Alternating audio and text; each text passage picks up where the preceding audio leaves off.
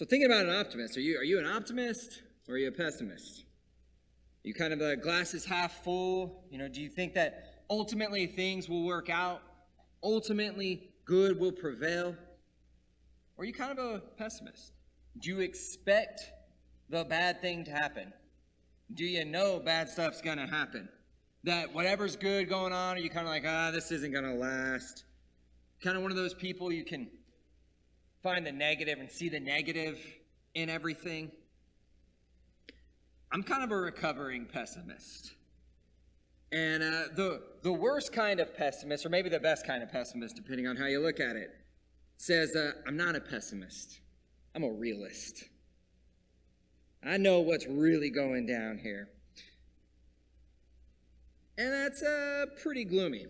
That's a pretty gloomy take. I think it's kind of maybe somewhat our unique set of life experiences and circumstances that kind of make us view the world and life the way that we do. But I also believe that can change. And that's actually one of the biggest things about being an optimist, is an optimist believes this bad situation can change, that things can get better. An optimist can see any difficulties in life, the bad parts of life. They don't look at it and say, it's always going to be this way and I'm going to be stuck in this. An optimist sees negative things in life as impermanent and situational. This isn't forever. Things will get better. Things will change. And so it's one of the greatest assets of an optimist is to know this isn't forever. This can change. People can change. My situation can change, and I can change. It's not forever. This text we looked at, it's Matthew's take on the feeding of the 5,000. We actually looked at John's take on it a couple of weeks back. We can see some really amazing qualities of Jesus here. So it's a really good text to look at when you want to talk about Jesus and his leadership skills. Again, this is the feeding of the 5,000. This is like the height of Jesus's popularity. It's almost like there's this paparazzi following him. And he's giving them what they want. He's stopping and he's healing them and he's taking care of them. And it says in our text, he starts healing them because he has compassion on them. He felt for them. He hurt for them. He wanted to provide for them. He wasn't worried. It wasn't like a popularity move. It wasn't like, I want to do this so that these people like me so I can get some power. He wasn't healing them because he was afraid of what would happen if he didn't. He wasn't like, if I don't do something here, there's going to be a riot on my hands. It wasn't fear motivated. He just started healing them because he felt for them, because he cared for them. He had empathy for them. And then, as this is going on, they're out in the wilderness. They're in the middle of nowhere. The disciples come up to Jesus, probably excited for this huge crowd, but also really nervous because he's drawn quite the crowd at this point. Jesus has all this success, and the disciples are probably thinking, whoa, we're part of something special. Look at this crazy sea of people. This is wild. This is exciting. But the crowd is so big that we can't handle it. And I felt like that as a minister before when I'm planning for something. Then I'm like, whoa, I didn't know all these people were going to come. Are we going to have enough food? Can I handle this? Is what I planned here going to work? I'm a little nervous. And so for a leader, it's kind of an exciting and scary feeling at the same time to draw a much bigger crowd than you can handle and that you are prepared for. And so the disciples are thinking, hey, this crowd is really big. We've pulled a lot of people out of the city. We're out here in the middle of nowhere. They might be thinking this is going to draw some unwanted attention from Rome. We don't want to get in the crosshairs of Rome here. It feels unsafe. But then at the same time, you're looking around and you're like, man, there's 5,000 people here. They're hot. It's a deserted place. I mean, where are they going to go to the bathroom? There's no food here. Peter's like, dude, we got to wrap this up. This is starting to look like Fire Fest. We can't have this on our hands. What are we going to do? They're being realist. There's an issue here. They can't feed them. They've got to tell these people to clear out. This isn't a good situation. We don't have the resources to have this many people out here. But Jesus doesn't want to send them away empty-handed. He's not Morgan Wallen. He's got something going on here. Where the disciples see a threat, where the disciples see a barrier, the optimistic Jesus sees an opportunity. And it's interesting to me because he doesn't say, don't worry, I got it. Don't worry, I'll take care of it. I got something up my sleeve. He doesn't say, I'll feed them. He basically says, you feed them. You disciples, you take care of it. And similar to empowering them, we talked about that last week. He let them take an active part in what he was doing. In a sense, you could say it wasn't just Jesus who fed the 5,000. It was Jesus and the disciples. The disciples gathered up the food. The disciples distributed the food. Yeah, it was Jesus' power that did the miracle. But he let the disciples take an active role in that. He let them, and on several occasions, take an active part in his ministry and in his miracles on earth. God's work in his ministry, you can think of it as incarnational. It's God meets man, and man gets to be a part of that. Human beings, we get to be part of his ministry. He works and he speaks through us and he communicates his love through us. And you see him doing that here with the disciples. But speaking of kind of looking into his leadership, is good leaders give people a sense of purpose, and that's what he's doing here. He lets them know you're part of something bigger. You are needed. You don't just sit on the sidelines while I do all the miracles. You participate in this with me. You are going to be used. You have a role to play here. And they need to participate. And so he's inviting them to join in what he's doing. And so I have a picture up here of his calling of the disciples. He says, "Come with me, and I'm going to make you. We're going to go fish for men." And he's offering them that there's more to life, because he calls them in a place where they're kind of doing the 9 to 5.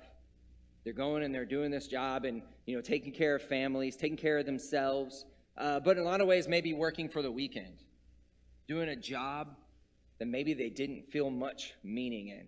They're just surviving.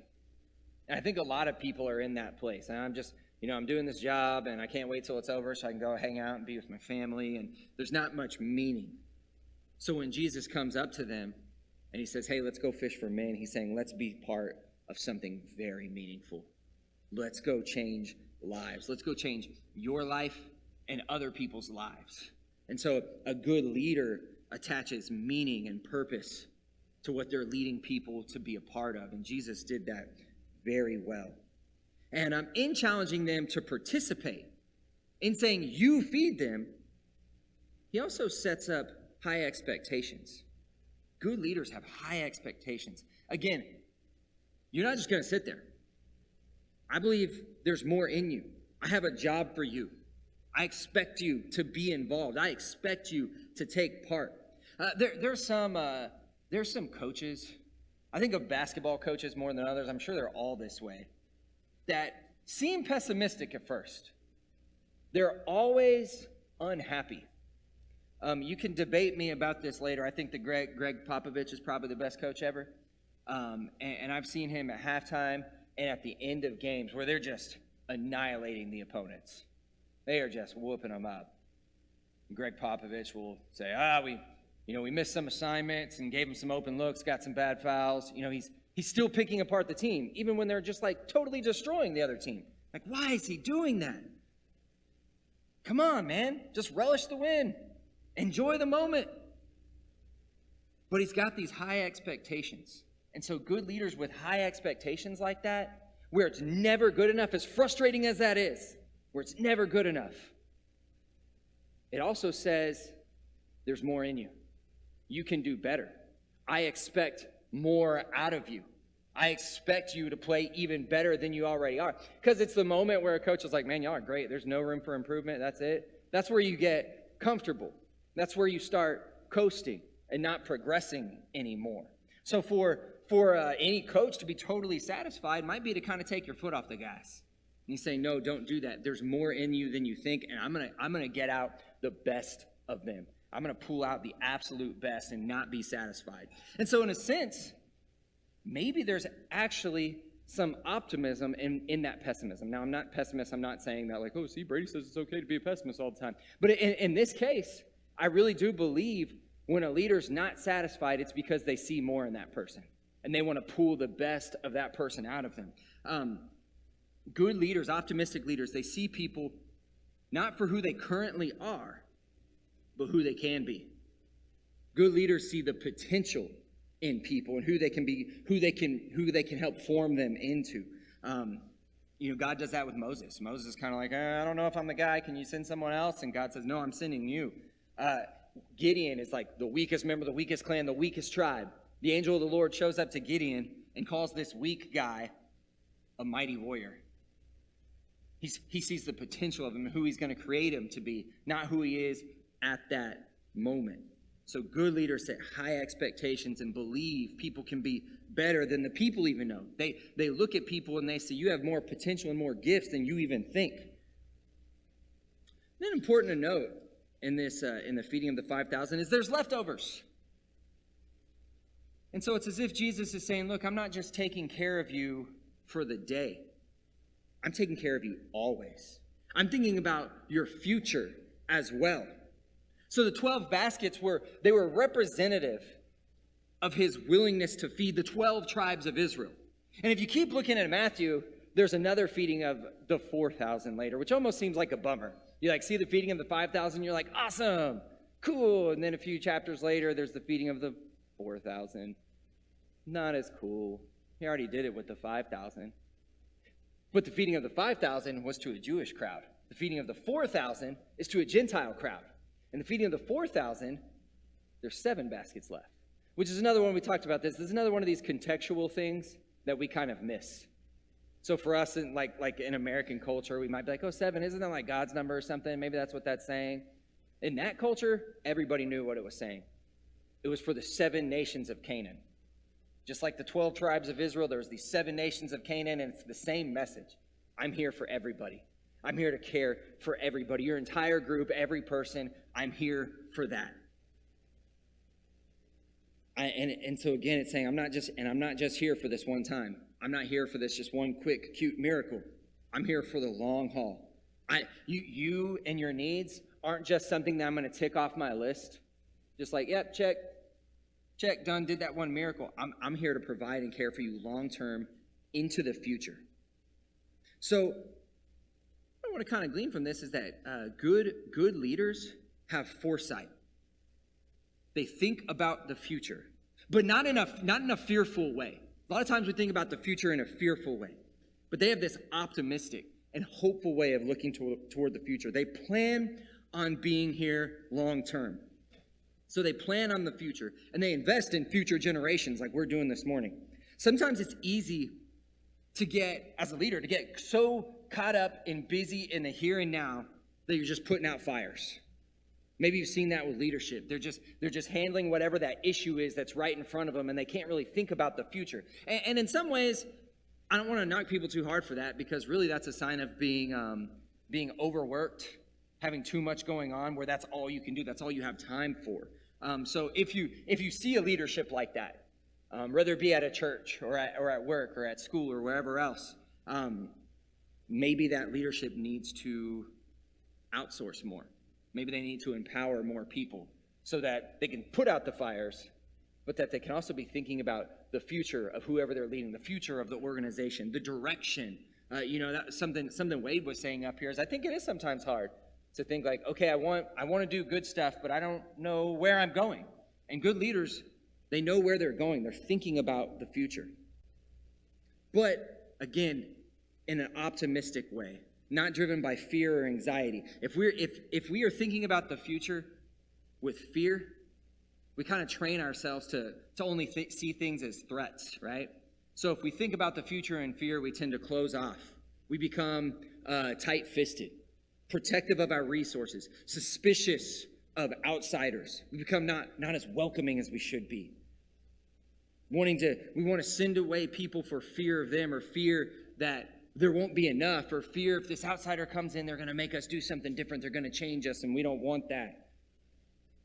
So you can look at the future in kind of an unhealthy way, but Jesus believed just differently. He optimistically believed there is plenty. There is plenty to go around. God will provide. And because he believed that, he was willing to give. He was willing to share. He was willing to be open. He wasn't fearfully sending people away like the disciples kind of wanted to do. He said, no, we're going to stay, and we're going to provide for them, and we're going to take care of them. And so that's one of the challenges for you guys this morning, is to live with this abundance mentality that Jesus had, a hope for the future, to live with the confidence that God is going to provide, that God will show up, that God will work. But I believe God wants us to be a congregation that actually has an optimistic eye towards each other, that believes in each other, that we can change, that we can grow. I want us to be a place that believes in this church, that God can use this place and the people in it in powerful ways. And maybe in ways we never thought possible. Maybe we've been sitting on the sidelines for most of our lives and still haven't claimed our talents and our gifts and our purpose that God has given us. It's not too late to do that. Maybe a lot of us have a lot more here to give and a lot more potential than we just haven't claimed. And I think good leaders see that in you, and I think God sees that in you. And so I hope that our church can be a place that doesn't just exist to exist, that isn't just a nice place to come to a nice worship service. I don't even only want us to exist for each other, and I do think we do that. I think we are a great community. But I want us to be a place with purpose, a place with purpose that goes beyond what we do here. I want what we do here to really matter, but I want what we do here to matter out there. So a place that looks outside of itself. And so if you're here this morning and you want to give your life to Christ, if you want to claim his abundance, if you want to do more than just be saved, a lot of times talk about, I got saved. That's kind of the end of the story. That should be the beginning of the story of how God's going to use you to shape your future and the future of other people. If you want to claim that purpose, if you want to join his mission, or if you have any other need, we want to invite you to come now as together we stand and sing.